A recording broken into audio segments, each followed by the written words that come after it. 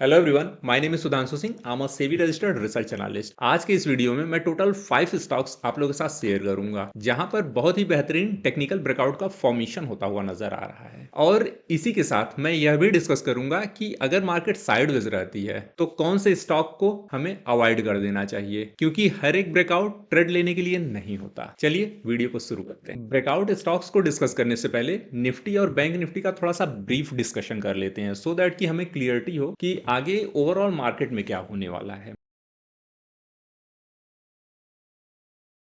यह निफ्टी का चार्ट काफी समय से यह राइजिंग चैनल के अंदर ट्रेड कर रहा था। लास्ट एनालिसिस में मैंने आप लोगों के साथ यही शेयर किया था कि अपर प्राइस रिजेक्शन होगा, डाउन साइड की पोजीशन कैरी करेंगे, और लोअर प्राइस सपोर्ट होगा तो अप साइड की पोजीशन कैरी करेंगे इस चैनल के अंदर।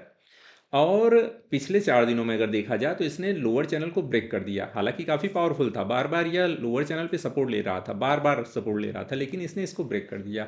Reason behind, bank Nifty Nifty के कंपेयर में काफ़ी वीक था, और बैंक निफ्टी काफ़ी समय से इस चैनल को ब्रेक करके इसके नीचे ट्रेड कर रहा था। एक बार चैनल के अंदर आने की कोशिश भी किया था, बट सस्टेन नहीं कर पाया, और इसकी वजह से उस निफ्टी को भी नीचे ले आया, और दोनों ही अब डाउन ट्रेंड में ट्रेड कर रहे हैं। अब बात करते हैं कि आगे क्या हो सकता है इनमें। अब जैसा कि आप देख रहे हैं, इसने अपने लोअर चैनल को ब्रेक कर दिया और डाउन साइड में ट्रेड कर रहा है। यहाँ पे निफ्टी ने डुअल बॉटम बना दिया है, निफ्टी ने डुअल बॉटम बना दिया है। अगर इसको ब्रेक कर देता है डाउन साइड में तो फाइनल सपोर्ट 200 मूविंग एवरेज, और यह ब्रेक होता है तो डाउन साइड में फिर हम बड़ी मूव देखेंगे निफ्टी के अंदर। Reason behind, pre budget month है और इसके पहले मार्केट में फियर आना ही आना है, और कहीं ना कहीं उसके पहले की ये मूव है। ये साइडवेज मूव जो आप देख रहे हैं यह प्री बजट की है, और अचानक से आप देखेंगे कि 6-7 दिन में क्या करेगा कि ये साइडवेज मूव देगा और अचानक से अपसाइड मूव दे देगा, या अचानक से डाउन साइड मूव दे देगा। जैसा सेंटिमेंट मार्केट को समझ में आएगा उस हिसाब से बड़ी मूव या तो अपसाइड या तो डाउन साइड देखने को मिलेगी। फिलहाल जब तक इस चैनल के अंदर है तब तक हम कोई मूव एक्सपेक्ट नहीं करेंगे, और जैसे ही इसको ब्रेक करता है और 200 को भी ब्रेक कर देता है तो डाउन साइड में बड़ी मूव, और अपर चैनल को ब्रेक करके फिर से इस चैनल में आ जाता है 20 मूविंग एवरेज के ऊपर तो अप साइड में बड़ी मूव हम देखेंगे। अगर छोटी रेंज की बात की जाए तो छोटी रेंज हमें ये देखने को मिलेगी,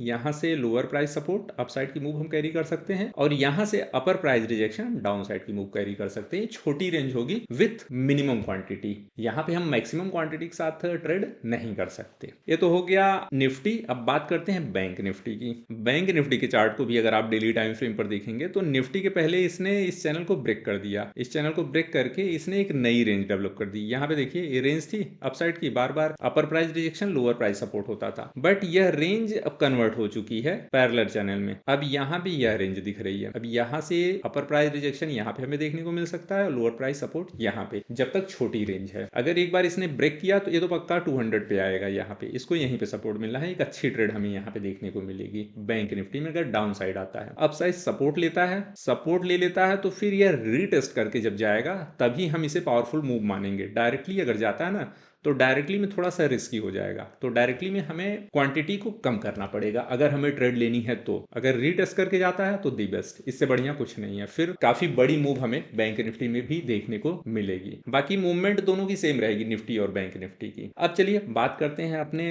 अपकमिंग ब्रेकआउट स्टॉक्स की। हमारा सबसे पहला स्टॉक है आईसीआईसीआई बैंक। यहाँ आप देखेंगे तो सिमेट्रिकल ट्रायंगल पैटर्न का फॉर्मेशन हुआ था, और इसको आई थिंक मैंने अपने टेलीग्राम में भी शेयर किया था इस लेवल पे कि अब यहाँ पर ब्रेकआउट आने वाला है। सिमेट्रिकल ट्रायंगल का फॉर्मेशन हो चुका है इस स्टॉक में, ब्रेकआउट भी आ चुका है, बट यह एक रेंज में ट्रेवल कर रहा है। आप देख सकते हैं ब्रेकआउट आया और वापस से आके रीटेस्ट करके फिर से इस लेवल पे है। अब नेक्स्ट इसमें मूव हमें क्या देखने को मिल सकती है। अब अगर यह अपने टॉप को ब्रेक करता है, टॉप को ब्रेक करता है, इसको मैं आवरली टाइम फ्रेम पर लाता हूं सो दैट कि ज्यादा क्लियर मूव समझ में आए। अभी क्या है, हम बड़ी रेंज नहीं लेके चल देंगे क्योंकि प्री बजट मंथ है, और अगर हम टारगेट बड़ा लेके चलते हैं तो फिर हम कहीं ना कहीं ट्रैप हो जाएंगे, हमें ट्रेल करके चलना पड़ेगा। अभी आप देखेंगे आवरली टाइम फ्रेम पर कितना बढ़िया से रीटेस्ट करके अभी एक रेंज में ट्रेड कर रहा है, और इस रेंज को अगर ब्रेक कर देता है तो 1500 तक इजिली जा सकता है। जैसे ही ग्रीन जोन में आता है तो यहां तक की मूव हम इजिली देख लेंगे, और फिर इसे हमें ट्रेल करके चलना पड़ेगा। 4+4 की मूव हमें देखने को मिलेगी, करीबन 8% की मूव इस स्टॉक में हमें देखने को मिल सकती है। आप देखिए ब्रेकआउट करके बैठा है, अपने लेवल को रीटेस्ट कर लिया। जनरली क्या होता है कि ब्रेकआउट आता है, ब्रेकआउट के बाद वापस से आके स्टॉक रीटेस्ट करता है, और फिर जब अपने टॉप को ब्रेक करके जाता है तो अपसाइड में फिर हमें बहुत ही क्लियर अपसाइड मूव देखने को मिलती है। ये तो रहा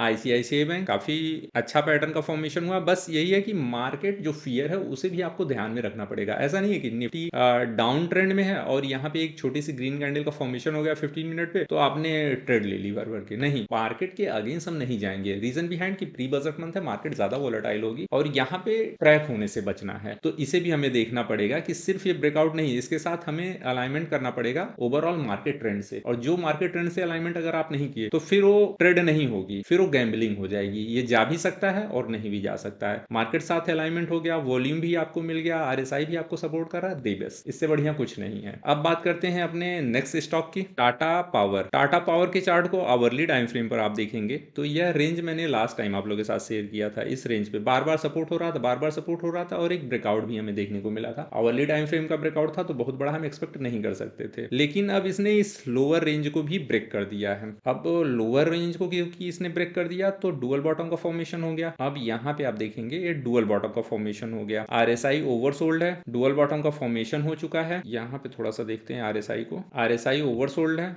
ओवरसोल्ड था, अपने लेवल को एडजस्ट कर लिया, डुअल बॉटम का फॉर्मेशन हो गया और इसके ऊपर यह सस्टेन कर रहा है। तो नेक्स्ट मूव क्या होगी, जैसे ही इस टॉप को ये ब्रेक करेगा तो अप साइड में 200 मूविंग एरियाज तक इजीली जाएगा। उसके बाद ये सेकंड टॉप, टोटल मूव यहाँ पे आकी आपकी बनती है 5.8%। आवरली टाइम फ्रेम का स्टॉक है द बेस्ट और डाउन साइड रिस्क यही आपका लोअर चैनल है 3%, 1:2 की ट्रेड बन रही है। ये एक छोटा सा हम्प है, मतलब यहाँ पे ऐसा नहीं कि यहाँ से रिजेक्शन लेके आ जाएगा। अगर अप साइड को जाएगा इस ग्रीन जोन में आके तो यहाँ पे कुछ टाइम तक कंसोलिडेट कर सकता है। ऐसा नहीं कि यहाँ से ऐसे आ जाएगा, ऐसे नहीं आएगा। यहाँ से कुछ टाइम तक कंसोलिडेट करके इस तरीके का पैटर्न बना के इस तरीके से जा सकता है। बहुत ही क्लियर पैटर्न का फॉर्मेशन हुआ है टाटा पावर में भी, आईसीआईसीआई बैंक में भी। अब नेक्स्ट स्टॉक है अपना, लास्ट टाइम मैंने जब टाटा मोटर का स्टॉक आप लोगों के साथ शेयर किया था तो वहां से काफी बड़ी मूव देखने को मिली थी। सभी लोग फियर में थे लेकिन मैं बहुत क्लियर था क्योंकि इसने इस रेंज को ब्रेक किया था और इसके ऊपर सस्टेन कर रहा था। फिर मैंने शेयर किया था 410 तक की एक्सपेक्टेशन थी मेरी। उसके बाद न्यू एंट्री को मैंने मना कर दिया था। जो लोअर जिनकी पोजीशन यहां से थी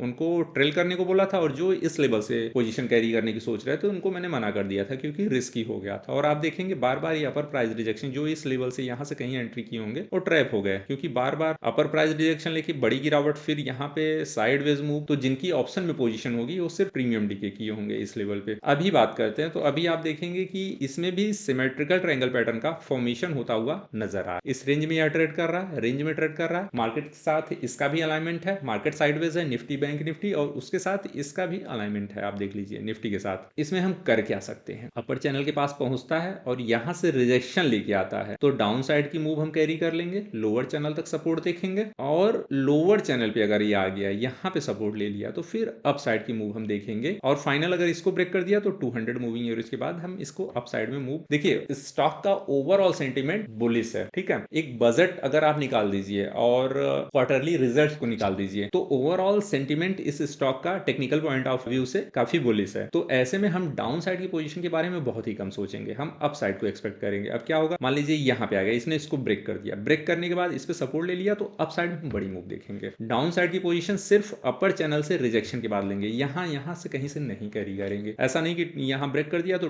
हम डाउन साइड की पोजीशन कैरी कर लें। नीचे में ट्रैप है, ट्रैप के चांसेस ज्यादा है। और अगर एक बार को इसने अपर चैनल को ब्रेक कर दिया, अपर चैनल को ब्रेक कर दिया तो फिर ये नए हाई की तरफ बढ़ेगा। हम अपनी पोजीशन को ट्रेल करके चल सकते हैं यहाँ पे, या फिर अगर डायरेक्टली यहाँ पे आ गया, इसको ब्रेक कर दिया, इसको ब्रेक कर दिया तो मिनिमम क्वांटिटी के साथ अपसाइड की पोजीशन कैरी करेंगे और सपोर्ट लेके फिर से रीटेस्ट करके अपसाइड जाता है तो यहाँ हम मैक्सिमम क्वांटिटी के साथ ट्रेड करेंगे। कोई दिक्कत वाली बात नहीं इस स्टॉक में। बस एक ही चीज है, मार्केट के साथ हमें अलाइनमेंट करना पड़ेगा। रीजन बिहाइंड की यह मंथ काफी फियरफुल है। हमारा नेक्स्ट स्टॉक है रिलायंस इंडस्ट्री। इस चार्ट को अगर हम डेली टाइम फ्रेम पर देखें तो यह फिर से 200 मूविंग एवरेज पर सपोर्ट लेता हुआ नजर आ रहा है। लास्ट टाइम इसने इसको ब्रेक करने की कोशिश की बट ब्रेक नहीं कर पाया। करीबन 3 महीने तक इस 200 मूविंग एवरेज पर इसने सपोर्ट लिया और एक बार अपसाइड में ब्रेक किया तो आप देख सकते हैं कितनी बड़ी मूव हमें अपसाइड में देखने को मिली। इसने अपने प्रीवियस टॉप को भी ब्रेक कर दिया। अभी अपर प्राइस रिजेक्शन लेने के बाद ये सीधा आया और 200 मूविंग एवरेज पे फिर से सपोर्ट ले रहा है। लास्ट टाइम की तरह कुछ टाइम तक ये कंसोलिडेट कंसोलिडेट होने के बाद फाइनली अपसाइड में काफी तेजी से निकलेगा। और मैं तो ये कहूंगा कि रिलायंस इंडस्ट्री में इससे बेस्ट अपॉर्चुनिटी हमें नहीं मिल सकती एज ऑफ नाउ। और इस बार अगर इस पे सपोर्ट लिया यहां से स्टॉक को अगर ब्रेक कर देता है तो फिर यहाँ पे अपसाइड की हम पोजीशन को कैरी कर सकते हैं विदाउट एनी फियर, और ये अपने प्रीवियस टॉप को तो ब्रेक करेगा और इसको ब्रेक करने के बाद ये नया हाई बनाएगा। बस ये फियर वाला मंथ है तो थोड़ा सा हमें मार्केट अलाइनमेंट इसके साथ भी करना पड़ेगा। ओवरऑल स्टॉक काफी बेस्ट है और यह अपने ब्रेकआउट के काफी करीब बैठा हुआ है। अगर लोअर प्राइस रिजेक्शन लेके आता है और इस स्टॉक को ब्रेक कर देता है तो यहां से फिर हायर अपसाइड हम देखेंगे इस स्टॉक। अब नेक्स्ट स्टॉक की बात करते हैं, कोल इंडिया। कोल इंडिया के चार्ट को अगर आप डेली टाइम फ्रेम पर देखेंगे तो यह अपने रेंज का ब्रेकआउट दिया था इसने। लास्ट टाइम इस स्टॉक को मैंने आप लोगों के साथ शेयर किया था अपने फ्री टेलीग्राम चैनल में, वहां से इसने ब्रेकआउट दिया और करीबन 8% की अपसाइड मूव हमें देखने को मिली। इसके बाद हमें ट्रेल करके अपसाइड में जाना था 542 तक, करीबन ये 22% की रेंज अभी और बची है यहाँ पर ब्रेकआउट। अभी यह साइडवेज मूव दे रहा है, कंसोलिडेट कर रहा है, लेकिन एक बार इस साइडवेज मूव से निकलता है और अपसाइड इस ग्रीन जोन में आ जाता है 435 के ऊपर, 441 के ऊपर, सॉरी 441 के ऊपर ये ट्रेड करने लगता है तो 542 तक या 1 से 1.5 या 2 महीने में इजीली जा सकता है। क्योंकि यह स्टॉक जब भी रेंज का ब्रेकआउट देता है, साइडवेज रेंज का ब्रेकआउट देता है तो बड़ी मूव हमें देखने को मिलती है। टेक्निकल पॉइंट ऑफ व्यू से तो बहुत सारी चीजें हैं, बहुत सारे इंडिकेटर हैं, बट इस रेंज को आप देखिए, लास्ट टाइम इसने ब्रेक किया करीबन 45% की मूव दी, इसके पहले भी इसने ऐसे ही 40% 30% की अपसाइड मूव दी, और अभी 22% की मूव यहाँ बहुत ही क्लियर दिख रही है हमारे सामने इस स्टॉक में, कोल इंडिया के। और एक बार इसको भी अगर ये ब्रेक कर देता है तो फिर इसकी एनालिसिस करेंगे। फिलहाल हम 22% की मूव की बात करते हैं। 441 के लेवल को ब्रेक कर देता है, इस ग्रीन जोन में आता है तो अप साइड में हम बड़ी मूव देखेंगे कोल इंडिया के चार्ट में। ये तो हो गए हमारे 5 अपकमिंग ब्रेकआउट स्टॉक्स। बट मैं आपको बता दूं कि इस लिस्ट के जो 2-3 स्टॉक्स हैं, चाहे आईसीआईसीआई बैंक हो, टाटा मोटर हो या रिलायंस इंडस्ट्री, अगर मार्केट साइडवेज रहती है और इसमें ब्रेकआउट आता है तो फेल होने के चांसेस बहुत ज़्यादा होंगे। तो इस बात का आप ध्यान रखिएगा कि मार्केट का अलाइनमेंट अगर नहीं होता है तो इन स्टॉक्स में ब्रेकआउट आने के बाद अगर हमें ट्रेड करना है तो क्वांटिटी को बहुत ही मिनिमाइज करना पड़ेगा। आज की इस वीडियो में इतना ही। आपको ये ब्रेकआउट पैटर्न्स कैसे लगे कमेंट करके ज़रूर बताइएगा, और चैनल पे नए हैं तो चैनल को सब्सक्राइब करना ना भूलिएगा। मिलते हैं नेक्स्ट वीडियो में।